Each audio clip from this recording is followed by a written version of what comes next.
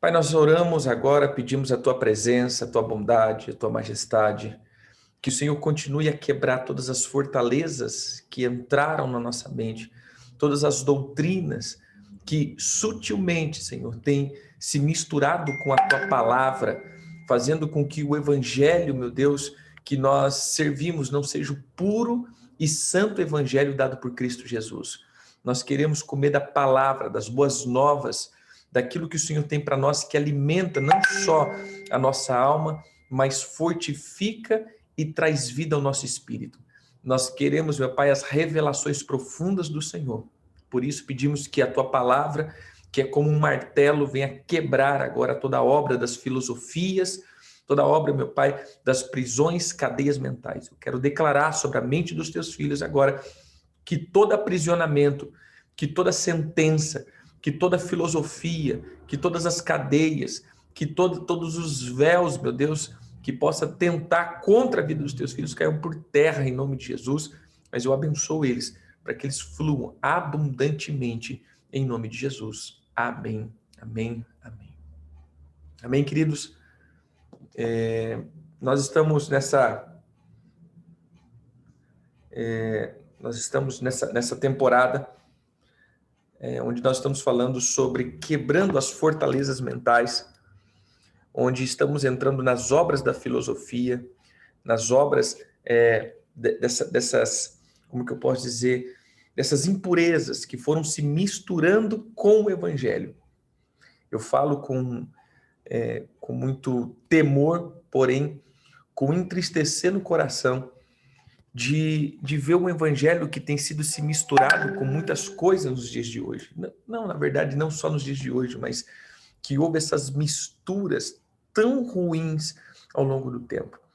Nós podemos contemplar até nos escritos antigos, aonde a gente vê os chamados pais da igreja, que deixaram bem claro que os seus escritos eram misturados com filosofias. Um exemplo deles é Agostinho, né, que foi considerado como um dos pais da igreja, aonde o escrito deles ele era misturado com o neoplatonismo e o estoicismo, ou seja, havia muita cultura romana, grega, bárbara, egípcia, que foi sendo ao longo do tempo misturado com a sã doutrina. E isso faz com que vivamos um evangelho que não traz cura, um evangelho que não traz poder, um evangelho que não manifesta reino. Olhando para a Escritura, você vai ver que o Senhor sempre fala que aqueles que creem expulsarão demônios, curarão enfermos, falarão em novas línguas, ou seja, manifestarão o reino dele. Mas olhando hoje para dentro da igreja, nós vamos ver uma igreja mais filosófica, uma igreja mais idealista, uma igreja mais humanista, uma igreja onde nós pautamos mais em atividades de autoajuda e relacionamento somente do que transformação e poder transformador. Não estamos mais vendo a manifestação daquele evangelho que nós vemos da igreja do primeiro século, onde a Bíblia diz que muitos sinais eram feitos, né, por intermédio dos apóstolos, por intermédio aí daqueles que eram convertidos, e havia uma graça abundante sendo ministrada. E quando nós olhamos para a igreja de hoje, nós vemos uma igreja que se detém mais em um bom relacionamento, uma igreja que se detém mais em simplesmente uma boa palavra, um bom culto, onde há uma harmonia, né, entre uma boa música, um bom ambiente, com uma boa palavra que nos traz, às vezes, até um consolo no coração, mas quando saímos dali, voltamos e continuamos sendo a mesma pessoa. O Evangelho de Cristo, ele é um poder tão sobrenatural que ele faz com que tudo aquilo que é da minha velha natureza seja sepultado, morto e crucificado. Então, nós precisamos desse puro e verdadeiro Evangelho. A base de nós entrarmos nessa temporada de ensino é uma das coisas que eu chamo o conter e não ser. Hoje, infelizmente, toda essa cultura evangélica contém a palavra de Deus, mas não é a palavra de Deus. E o conter é perigoso. Eu sempre uso dois exemplos, né? O do que as bebidas que tomamos, e eu sempre costumo dizer esse exemplo, né? Que é o refresco o néctar e o suco. Quando você ouve, você pega aquele rótulo refresco, você vai ver que aquela bebida de 2 litros contém 5% de suco, ou seja, contém suco natural, mas é 5%. O restante, condimentos, águas e açúcar. Ou água, né? E açúcar. Açúcares, né?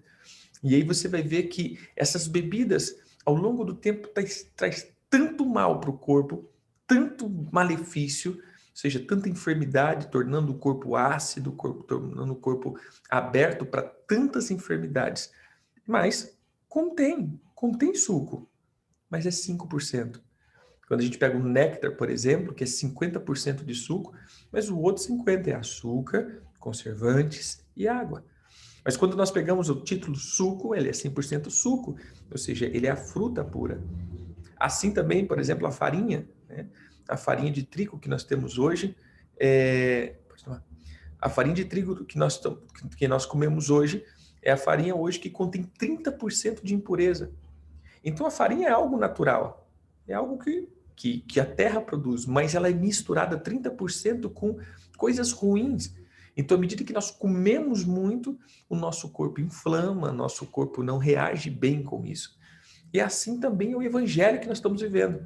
Ele contém, né? E a gente vai para alguns lugares que contém a palavra de Deus, contém 5% de palavra de Deus, e o restante é filosofia, um bom relacionamento, um bom ambiente, e 5% de palavra de Deus. Então, Deus está ali, sim, 5%, né? Vamos colocar assim. O restante é homens, as coisas. E isso faz com que nos nutra um pouco, porém não nos transforme. E à medida disso, nós já passamos uma temporada aqui, acho que uma semana, falando da obra do montanismo, né, que é uma filosofia que entrou dentro da igreja, trazendo aí algumas ideias. E a cada dia nós vamos trazendo, né, falando de um ponto, de um tema, e esse assunto, querido, é muito amplo, porque a cada dia que eu mergulho estudando, né, nessas obras, a gente vai ver que teve as suas derivações de modo tão violento que hoje isso está impregnado dentro da igreja. Nós falamos do montanismo, né? Como a gente vê essas obras do montanismo dentro da igreja. Pessoas que se dizem as únicas revelações, né? A dominação de pessoa através dos sentimentos, das profecias, disso. Não que eu não concorde, não que eu não creia. Eu creio, querido, no movimento profético, eu creio e fluímos na profecia, na libertação, na revelação, mas nós temos que crer que o Senhor está fazendo isso com o corpo inteiro e não só com uma pessoa. Amém? Hoje nós vamos falar então da obra dos Nicolaítas. Essa é uma doutrina que o Senhor já deixou isso, né, escrito. Então, diferente do montanismo, que a gente trouxe como um cunho histórico, os Nicolaítas não. Os Nicolaítas, a Bíblia diz, e o próprio Apocalipse fala das obras dos Nicolaítas, né? Então a gente vai falar um pouquinho aí, a gente gastar um tempinho com a obra dos Nicolaítas, ou chamado de Nicolaísmo. Essa é a doutrina do Nicolaísmo. Bem? Então vamos lá. O Nicolaísmo, ele perdurou na igreja, a gente vai ver aí no capítulo 2, no verso 14 e 15 de Apocalipse. Apocalipse 2, 14 e 15. Que ele está dizendo à terceira igreja,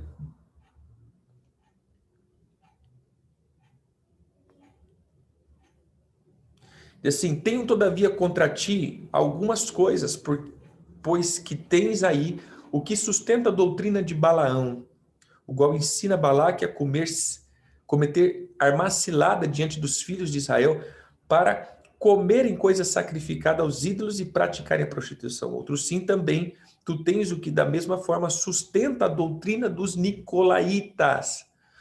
Mas entenda, querido, olha que interessante aqui.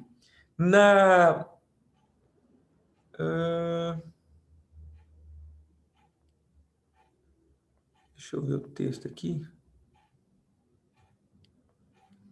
para a gente poder falar com mais precisão.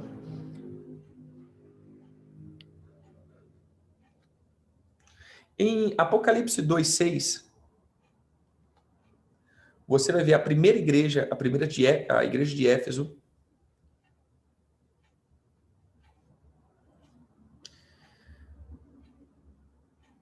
que diz assim: tenho contudo a teu favor, veja, querido, tenho contudo ao teu favor, que odeia as obras dos nicolaítas. Obras. Então, na primeira igreja, eles tinham uma coisa a favor. Eles odiavam as obras dos nicolaítas. Porém, depois, na terceira igreja, eles já tinham instalado no meio da igreja a doutrina dos nicolaítas. Então, preste atenção, querido. Na primeira igreja, os nicolaítas eram uma turma desorganizada, desordenada, e havia pessoas que tinham as obras.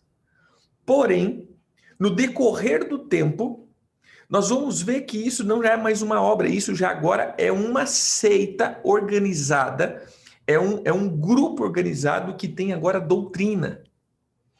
Então, pegando aqui aquilo que eu comecei a falar, veja, querido, que essas filosofias dentro da igreja, elas são tão violentas que elas entram e criam raízes tão profundas que depois se tornam um dogma dentro da igreja que faz com que a própria pessoa de Cristo passe a repudiar. Veja, no primeiro momento tinha um grupo, tinha os nicolaítas.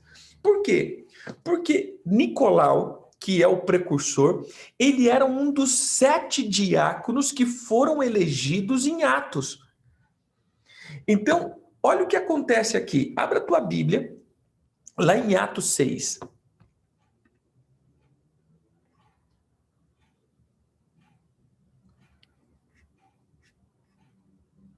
Perdão, não, é Atos 6 mesmo.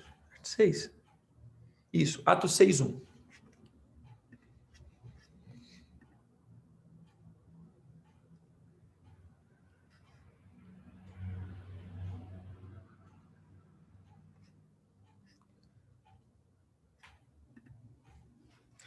Atos 6:1. Ora, naquele dia, multiplicando-se o número dos discípulos, houve murmuração dos helenitas. Quem são os helenitas? Alguém que imita as maneiras ou costume de adoração dos gregos. Olha que interessante. Quem eram nicolaítas? Quem era Nicolau? Um helenita. Olha o negócio aqui. Então, quem eram os helenitas? Eram pessoas que imitavam os gregos. Eram pessoas que tinham as práticas de imitações gregas, ou a língua grega. Então, usada no Novo Testamento para judeus nascidos em terras estrangeiras. Ou seja, os caras eram judeu, porém, eles viviam como grego. Mas eles eram judeus. Então, eles não eram grego, porém, imitavam as práticas gregas. E quem que estava murmurando acerca dos apóstolos e das viúvas dele, da assistência, dos pobres? Os helenitas. Ainda bem que a gente não tem esse tipo dentro da igreja, né? Aqueles irmãos que são dentro da igreja, que passa só a reclamar e murmurar dentro da igreja. Graças a Deus que isso não existe no Brasil. Glória a Deus por isso. Mas esses helenitas são aqueles que são, eu estou contextualizando, aqueles que são de dentro da igreja, porém que vivem murmurando acerca da igreja porque eles estão imitando o mundo.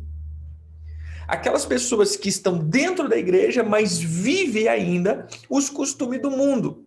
E por viver o costume do mundo, sempre vai achar ruim de coisas da igreja. Sempre. Sempre estão murmurando, sempre estão mal-humorados, sempre estão achando problema, sempre estão vendo dificuldade, sempre estão vendo coisas ruins dentro da igreja. Por quê? Porque eles estão querendo copiar o mundo. E não, irmãos, a igreja não cabe ao mundo. Ou seja, o próprio Cristo já disse sobre isso.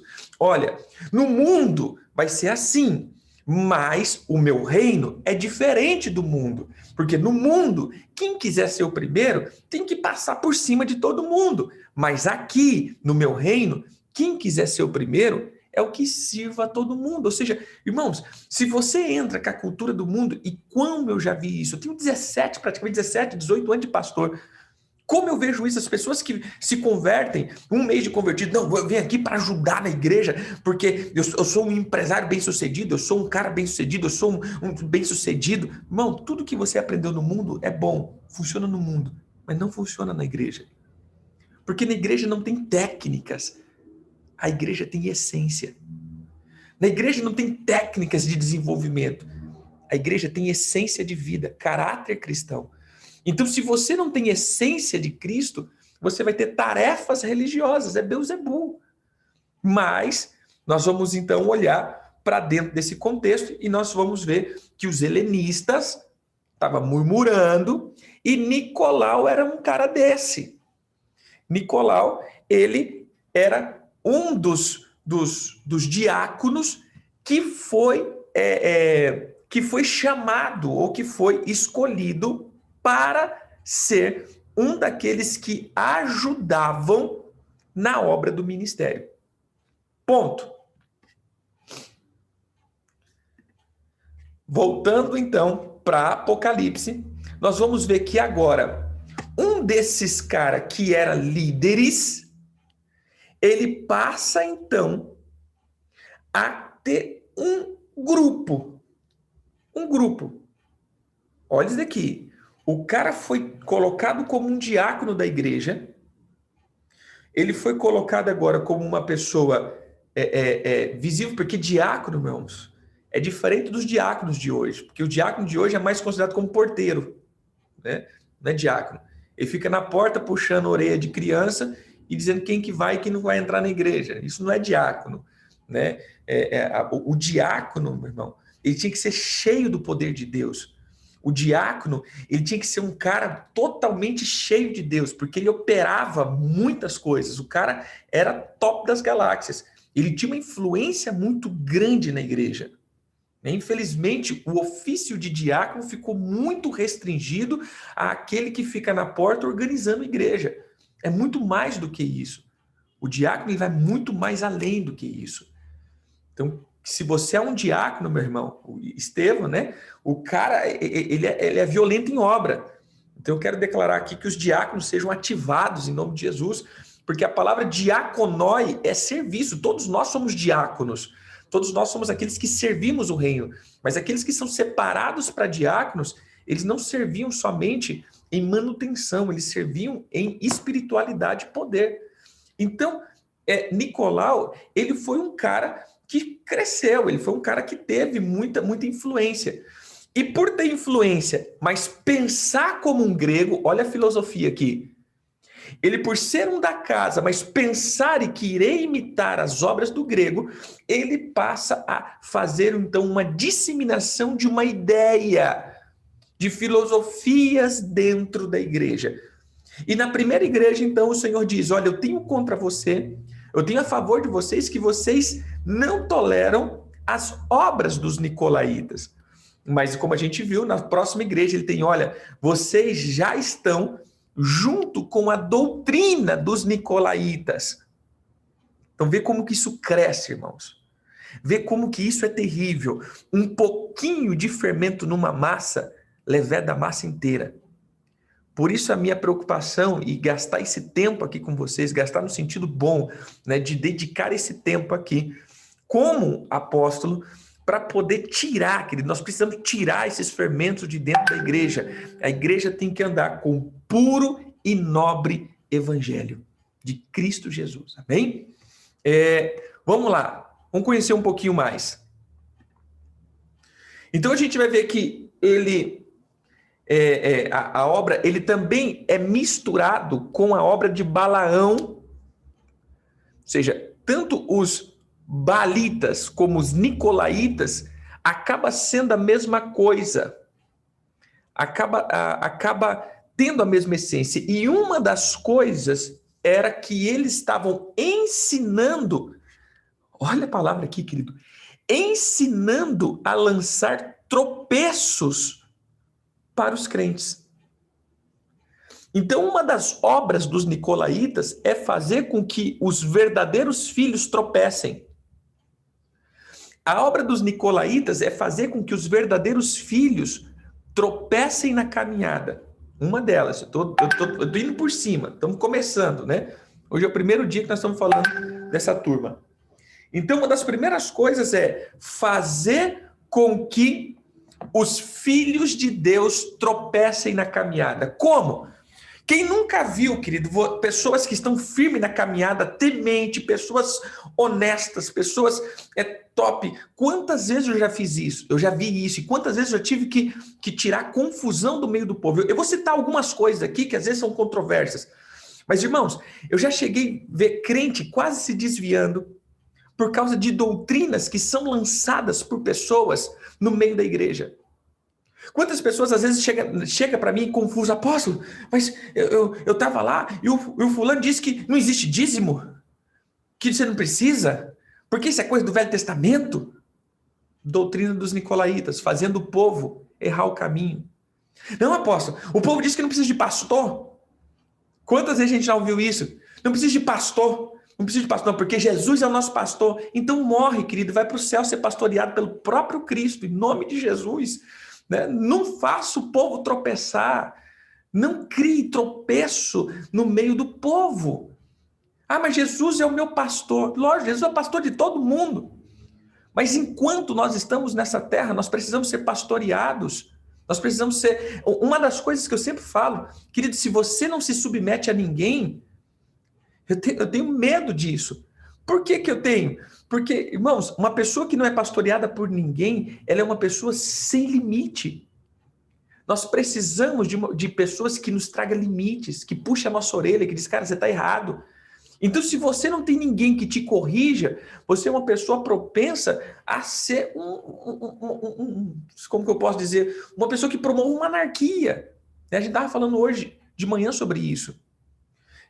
Tantas outras teorias que vão sendo colocadas no meio da igreja, fazendo, ou seja, dissemina isso. Dissemina. Quantas vezes a gente está ministrando algumas palavras e depois vem gente por detrás e diz, tá tudo errado isso daí. Eu sempre costumo, às vezes me coloco em grupos, né? Em grupos de debate. Amo debate. Imagino tanto que eu gosto de debate. Né? E as pessoas me colocam em grupos de debate, né? Porque, sabe, primeiro, apóstolo. Segundo, libertação. Terceiro, profética. Aí já cai matando. Parece que se reúne. Fala, vai vir um cara aí, né? E nós vamos colocar e todo mundo entra. E aí a galera às vezes me tira, né? Depois eles me tiram. Eles não fica com raiva e me tira. Mas por quê? Porque eu começo, então tá bom, vamos lá, texto tal, porque eu não acredito nisso, então tá, pega o texto tal, eu vou jogando Bíblia, texto tal. Aí o povo vem, não, porque eu não concordo, porque, irmão, me dá texto. Eu vou concordar com a tua teoria, se você me dá texto, me dá Bíblia, porque eu tô dando Bíblia para você, me dá Bíblia, que aí eu vou concordar. Se você não me der Bíblia, é filosofia, e eu não vou andar segundo filosofia cristã, eu vou andar pela palavra de Deus. Mas não, porque eu acho, porque não existe, porque não sei o quê, porque a doutrina da igreja... Não quero saber da doutrina da igreja, eu quero saber da Bíblia. Me dá Bíblia, que a gente vai bem. Se você não me dá Bíblia, é só filosofia. Ou seja, isso vai fazer com que as pessoas vão criando um monte de ideias que são os costumes da igreja. Essa é a obra de Nicolaíta. Aqueles que andam segundo a cultura da igreja, a cultura evangélica. Mas não é assim, porque até hoje a gente... Tudo bem, querido, até hoje nós fizemos assim. Até hoje. Mas, irmãos, o que a Bíblia diz a respeito desse fato? Porque senão a gente está virando religioso. O que é religião? Você andar pelos dogmas. Aí, uma das coisas que as pessoas falam, os judeus mataram Jesus. Não, querido, não foi os judeus que matou Jesus. Foi os religiosos. Você entendeu? É que a gente sempre costuma dizer. Se hoje Jesus vir, a igreja mataria Jesus. Eu, com toda certeza, a igreja seria a primeira a falar isso, daí é herege. Porque ele iria contra muitas coisas que foram disseminadas no meio da igreja que são as obras do nicolaíta. Amém, queridos? E aqui eu não estou dizendo para você olhar para o teu pastor e para a tua igreja e dizer, é isso aí, apóstolo, é isso que eu sempre... Não, estou falando para você olhar para você e ver se você não é pedra de tropeço na vida de alguém. Amém? Não olha para a tua igreja nem para o teu pastor, não. Olha para você. Né? Aqui não pode ter crente pá. Quem já viu crente pá, né? Que ele fica só pegando assim e jogando para o outro, né? Falando, isso daqui é para o fulano. Ah, se o ciclano tivesse aqui, era para ele. Graças a Deus que não tem gente aqui que faz isso, né? Então a gente precisa entender que nós precisamos quebrar. Os nicolaítas, então, são os que lançavam tropeço para os cristãos.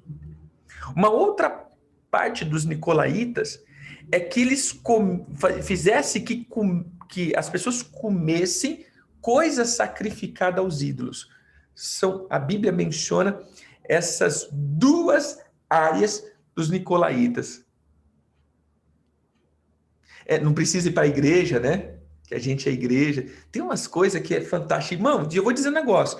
Para você tirar essas minhocas da cabeça da galera, é complicado. Por isso, aquilo que no começo era uma obra, se tornou uma doutrina. Era só uma obra. Era só uma ideia. Eu acho. Você entendeu? Eu acho. Mas, depois de duas igrejas, se a gente colocar como dispensação, depois de 2 tempos, já não era mais um achismo. Era uma doutrina bem colocada. Tinha se tornado uma fortaleza. Amém? Um outro ponto, ou o que significa, né, os nicolaístas ou os nicolaísmo.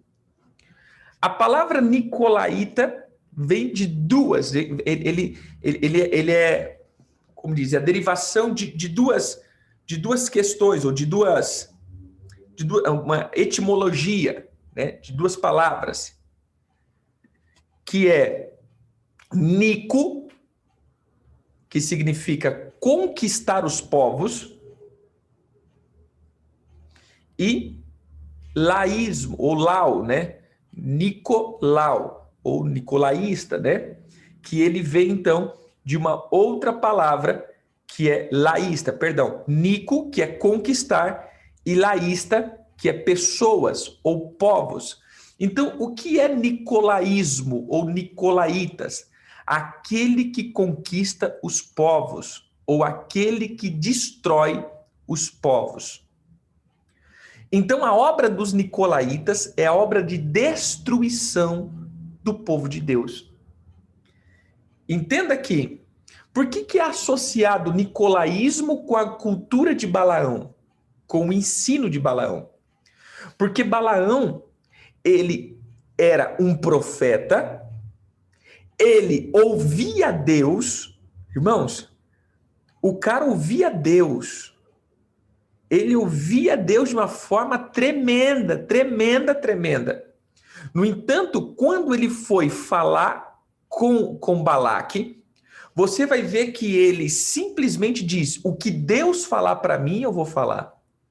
Ele não foi sem a permissão de Deus. Ele foi totalmente direcionado por Deus. Ele ouviu Deus antes de ir para Balaão. Depois, quando ele foi profetizar acerca de Israel, que ele ia amaldiçoar, o próprio Deus falou com ele, falou, não, você não vai amaldiçoar, você vai abençoar. Então, novamente, nós estamos dizendo de povos que estão dentro do reino, porém, Balaão, ele como não sabia, como ele sabia que Deus não ia amaldiçoar, ele deu estratégia para que o povo, então, entrasse em maldição. Então, veja, o que seria isso?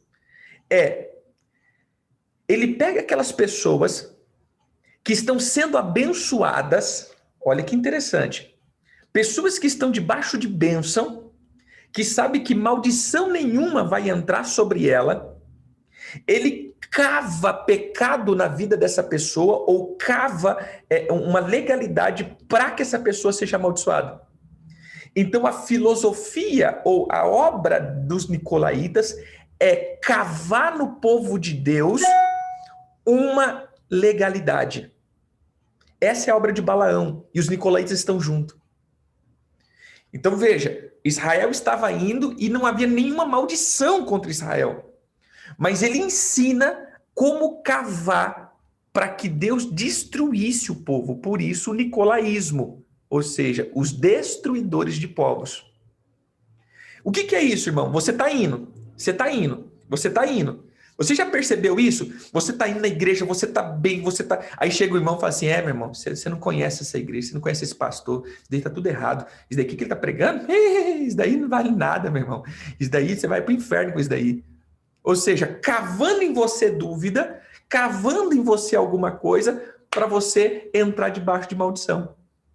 Você entendeu? Você está buscando Deus, você está jejuando, você está orando, e aí ele vai cavando. Isso é os nicolaítas. Amém? Aqueles que vão cavando legalidade. Um outro ponto dos nicolaítas, né? Então, eles são os conquistadores de povos, eles são os destruidores.